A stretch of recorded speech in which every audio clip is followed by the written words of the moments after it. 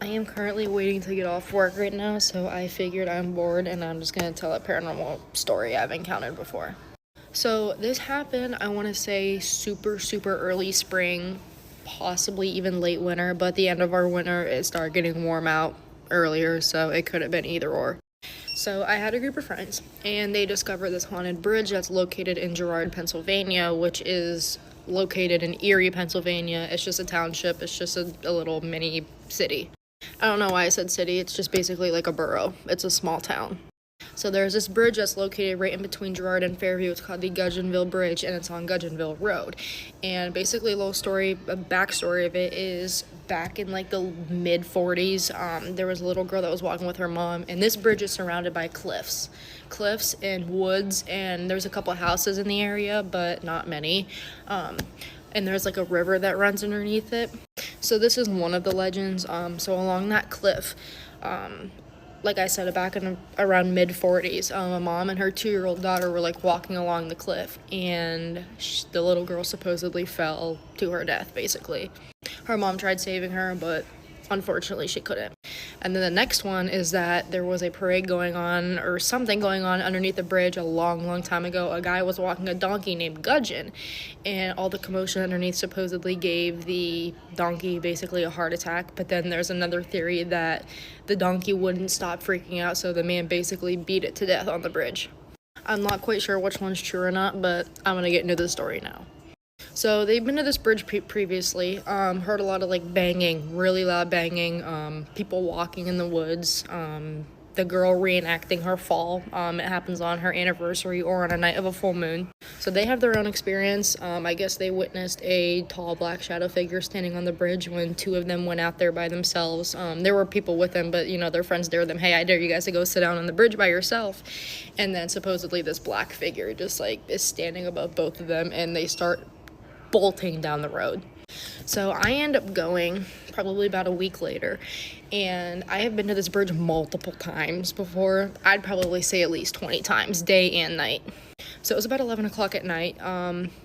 There was no light. I mean, obviously it was pitch black out. There was only half of a moon. I remember so many things vividly. There was barely any light. So as I'm standing on the bridge, my feet start burning really badly, and I was like, hey guys, like my feet are burning, and I was with probably about 5 people at the time. I was like, hey, my feet are burning, like I don't know what's going on. I start freaking out, I start getting really scared, and then all of a sudden I just keep seeing this light, like this tiny little light, like around like different places, but it's like the same light. Like it'll just appear and then it'll go away and then it'll be in a different spot. There are houses around there, but the lights are never on at nighttime. So we're walking along the bridge, me and my one friend. The other people are a little far ways back behind us, and this big boulder comes throwing at the direction where my friends aren't at. They're behind us. It comes from in front of us, and we're like, okay, is somebody messing with us or what?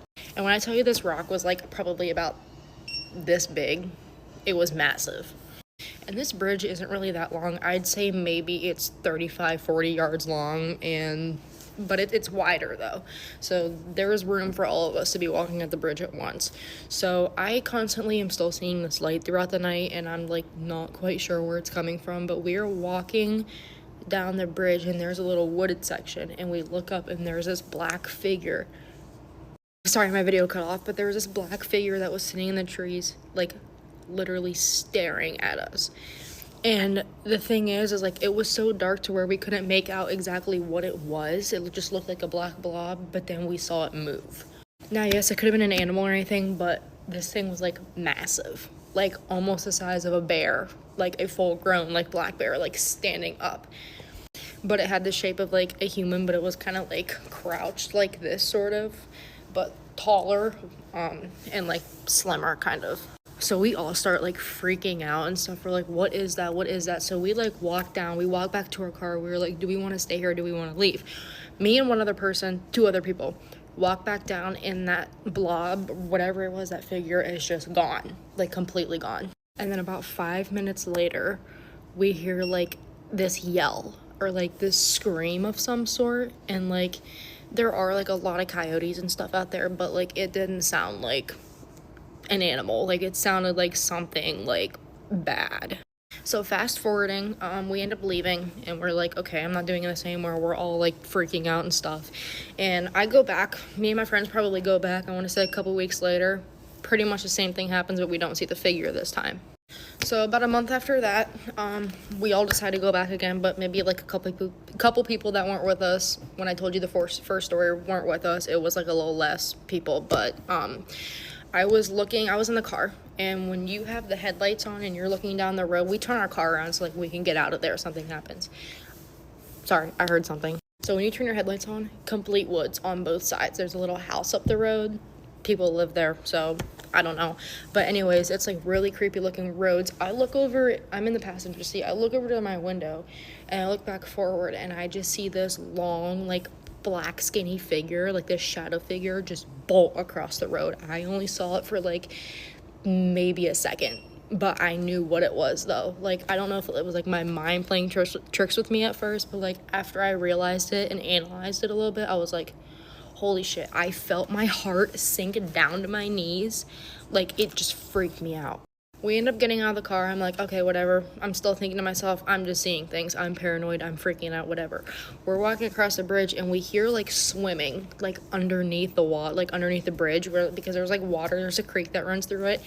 And we just hear swimming under it, like so, like a full like human-sized person, like just swimming.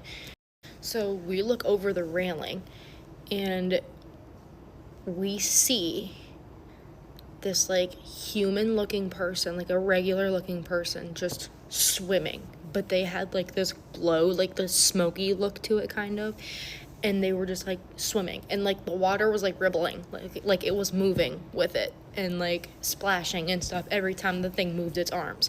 And it looked like a girl at first because I kind of could make out the hair because we turned our flashlights on, but as soon as we turned our flashlights on, it disappeared.